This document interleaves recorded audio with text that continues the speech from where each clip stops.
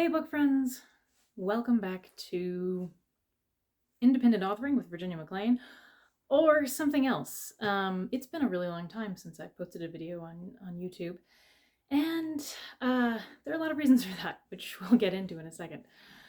First of all, welcome back. It's nice to be on this side of a camera.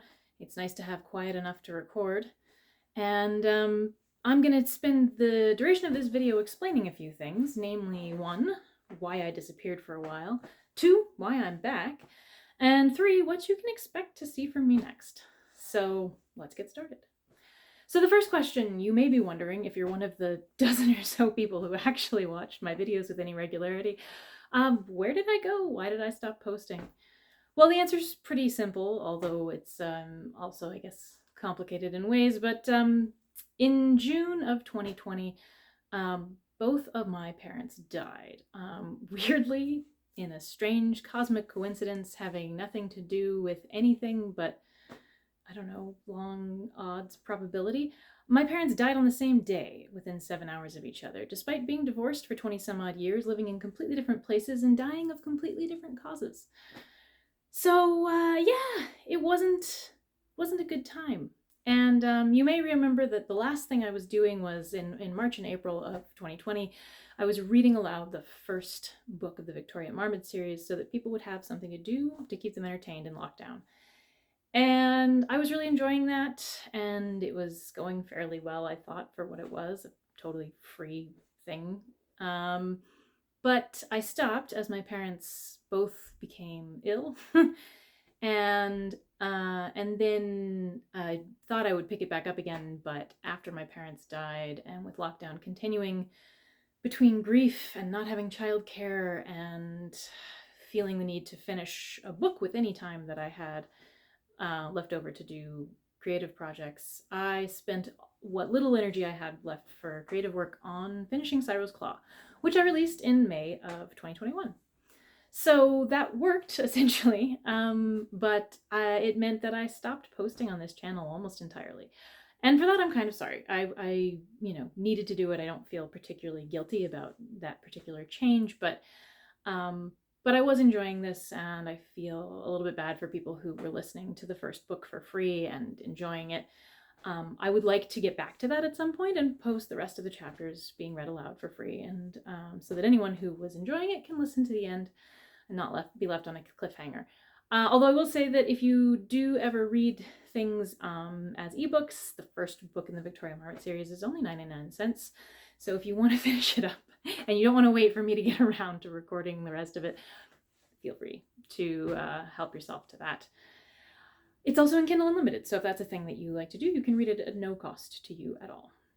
Okay, so enough about that. That's why I left. Basically, grief and 2020 chaos, and yeah, and it just sort of never really let up. I managed to write a book anyway and release that in May, but things have continued to happen worldwide, and personally it's been a lot of ups and downs. So I'm just sort of getting back into the rhythm of things. My daughter has started attending kindergarten this year and is now out of the house for 6 hours a day, thus leaving me with time to do stuff like this. So we'll see, fingers crossed, that COVID numbers stay low enough that she can continue to safely attend school, and or that vaccinations for small children are approved and thus she can continue to safely attend school. But that's where things stand currently. So for as long as it lasts, I've got time to do videos. And here's another thing I'm doing, because apparently my brain is a chaotic enough place that it thinks these things are a good idea. One of the reasons, in fact, the main reason that I am reviving this channel, and answers our question number 2, which is why I'm back, is that I am one of the judges for the SPSFC, which you might call Spacefic, or if you're one of the many people who was already following the SPFBO and called it SPIFBO, it is known as Spacebo! That's right, you may have guessed it already, it is a science fiction version of the self-published fantasy blog off, except it's the self-published science fiction contest. And it's judged by, oh geez, a lot of people. There are a lot of key differences between the way that SPSFC runs and SPFBO run. And if you're not familiar with either, I'll try to link both of the websites that describe them down in the description here, and save us all some time. But the short version is SPFBO is a competition to highlight fantasy self-published books, self-published fantasy books, that's hosted and organized by Mark Lawrence, in an attempt by him to very kindly draw some attention to really great independent fantasy books. Hugh Howey has answered the call after years of people saying, why isn't there an SPFBO for science fiction? Hugh Howey has finally said, all right, fine, you're on, people. And he and Duncan Swan have worked together to organize the SPSFC. And it is a similarly, but though not the same, run contest to highlight self-published science fiction books. And I, being an avid reader of science fiction, though I have yet to delve into the wonders of independent science fiction, I read tons of indie fantasy books ever since becoming involved in SPFBO and even before that, but less so indie sci-fi, although I have read all of Hugh Howey's, almost all of Hugh Howey's books and love them, and he was actually my intro to self-pub in general and sci-fi specifically. But I just haven't really known where to start with indie sci-fi. And so I've been, I don't know, waiting for someone to just push books at me the way that SPFBO does. And so enter Spacebo, and enter me deciding that it would be fun to maybe be a judge and get to check out more of the books in the competition, and then help highlight what I think are great books. So I volunteered for that. The folks at Fantasy Faction were kind enough to invite me onto their team, and here we are. Now, the way that SPSFC works is that each blog gets assigned a batch of 30 books, and all the reviewers for each blog have to read 10 to 20% of every single book that's entered in their group. So I will have to read 10 to 20% of 30 books before we are able to choose the ones that we want to move on with. So far I have read 20% of 3 different books, and they've all been quite solid. And I'm excited to talk to you about them in a different video. But my goal with reviving this channel is basically just to give a highlight to those books. Now, many of you who follow me on Twitter may be wondering why I'm not doing this via QuaranCon. If you aren't familiar with it, QuaranCon is a totally non-profit convention that I organized with the help of an awesome team of volunteers in 2020 and again in 2021. To highlight SFF books from all sorts of subgenres and indie and trad both, and, you know, create an audience for that. And the QuaranCon channel has nearly 400 subscribers and way more weight than anything that this little channel has. And so I considered it. I considered doing these mini reviews on my QuaranCon channel. But the thing is, the QuaranCon channel is really just about uplifting books, and it's really just about highlighting authors that we think are cool, who we want to do interviews with, and it's very much not there to judge anyone. But I am literally acting as a judge for this competition, and so I feel weird using QuaranCon to judge people. Now, I know that sounds weird because QuaranCon does run its own contests, but I'm not a judge for one of those. We get other people to judge for those. I feel like it's weird for me as the head of QuaranCon to judge people's books, right? Like, I don't know. That just felt weird to me. So I decided the best place for it was on my personal YouTube channel. And I will try to get the word out as much as possible so that we provide as much viewership as possible to these books. Feel free to share this around if you're an SPSFC contestant and would like to get more attention on these books. And I'm going to do mini reviews, little short reviews of every book that I read the first 10 to 20% on.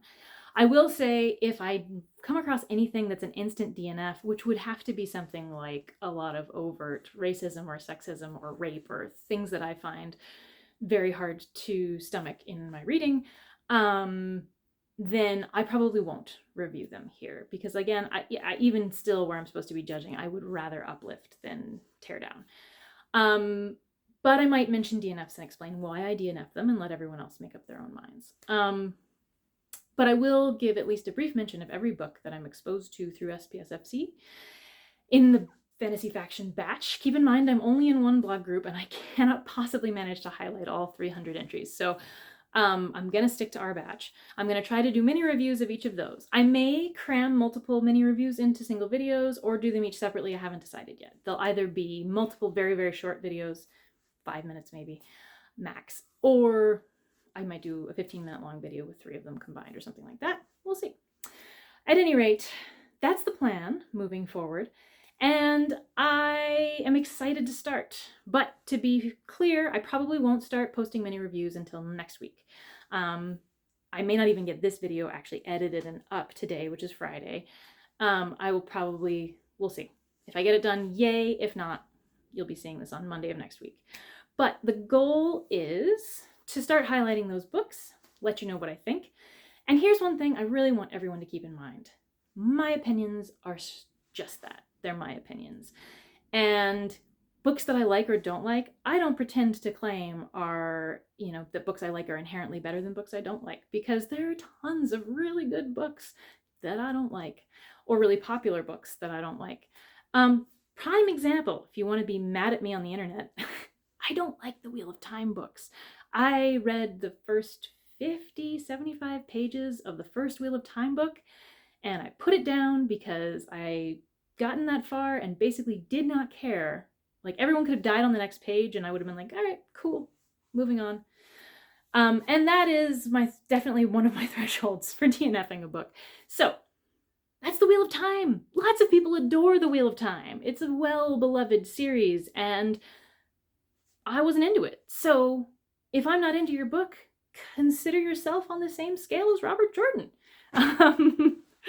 And many other great books that I also don't like. So, my opinions are just my opinions, and plenty of people will love things that I don't.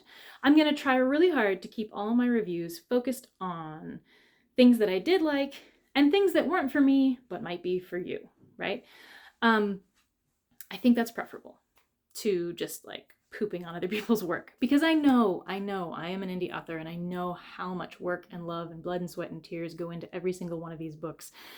And I'm not here to say, you didn't do a good enough job, because I don't think it's fair for me to say that. I don't know what you did or didn't do. I can only talk about how I received it. So that's what I'll be talking about.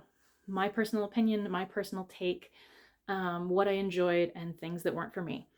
And that's how I'm going to roll. So starting next week, you can look for those. I will also try to do an intro post showing off just the covers for each of the 30 books that are in the Fantasy Faction batch. And then from there, I will go on to talk about the 3 books that I've already read the first 20% of. And then I will start to add more of those as I read the first 20% of more books. So that's what you have to look forward to here. I hope you enjoy it, and I hope that it brings a little bit of extra eyes to some of these less known books. And I'm really, really excited to read a bunch of indie science fiction, because I love science fiction, but I've mostly read trad science fiction up to now. And I'm really excited to dive into indie science fiction because I love indie fantasy. There's no reason I won't love indie sci-fi. So I'm excited. And that's it. I hope to see you next week. Thanks.